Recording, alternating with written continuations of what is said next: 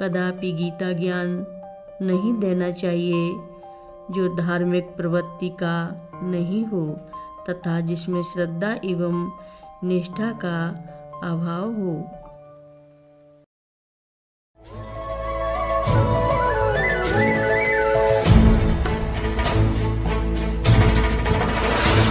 सिर मुकुट कुंडल तिलक चारु उदार अंग विभूषणम्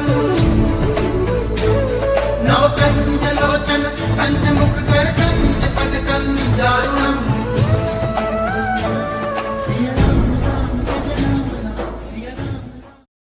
महाराज जी के आज के विशेषांक में रक्षा सूत्र परिवार के सभी सदस्यों का हार्दिक स्वागत है। आमी रथ तुम रथी, जे मन चलाओ ते मन चली।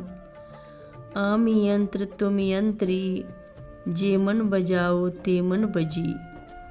मैं रथ हूँ और तुम रथी हो, जिस तरह चलाओगे उसी तरह मुझे चलना है। मैं वाद्य यंत्र हूँ, जिस तरह बजाओगे उसी तरह बजूंगा। देवी तारा से संबंधित ये गीत बाबा जी के संबंध में मुझे अपने लिए बहुत प्रशंसक लगा। मैं तो यही चाहता हूँ कि बाबा जी स्वयं मुझको चलाएं और मेरा उपयोग अपने रूप में करें।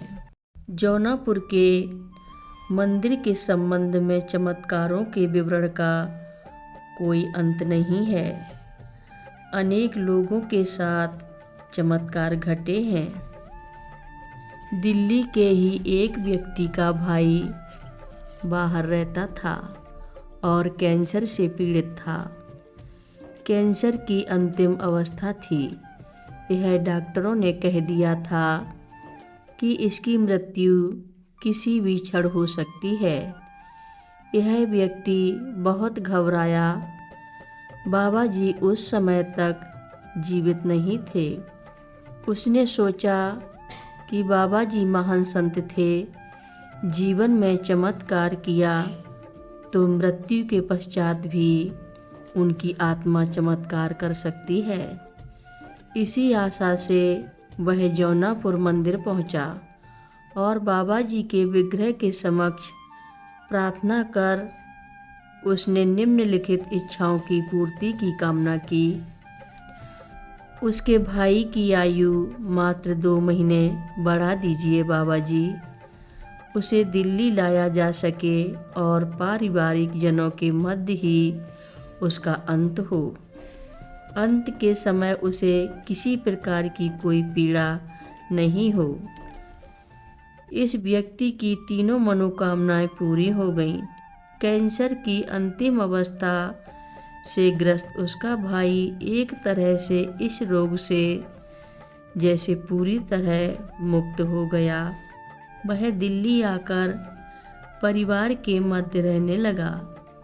कभी किसी को यह एहसास नहीं हुआ कि वह कैंसर की भयानक बीमारी से पीड़ित है। डॉक्टरों ने भी कहा कि यह सामान्य काम धाम आसानी से कर सकते हैं। कोई आशंका नहीं प्रतीत होती। 2 महीने की अवधि हंसते खेलते गुजर गई। तो जिसने मन्नत मानी थी वह भाई बाबा जी के मंदिर में प्रसाद चढ़ाने गया। उसी रात परिवार से बातचीत करते अचानक कैंसर का वह पूर्व रोगी मृत्यु को प्राप्त हो गया। वह इस रूप में गया कि उसे कोई पीड़ा भोगनी ही नहीं पड़ी।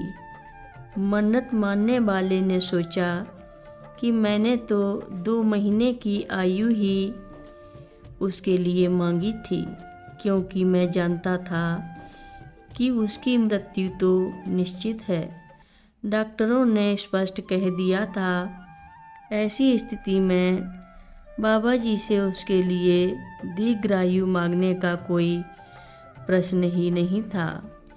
नियति के नियम में तो व्यवधान नहीं डाला जा सकता। ऐसी स्थिति में उसे 2 महीने से 1 दिन की आयु कैसे मिल गई? उसने सोचा कि उसने बाबा जी को प्रसाद चढ़ाया, इसलिए उसके भाई को 1 और दिन की जिंदगी मिल गई थी। बाबा जी के प्रताप से प्रभावित हो उसने उन्हें श्रद्धापूर्वक अनेक धन्यवाद दिया।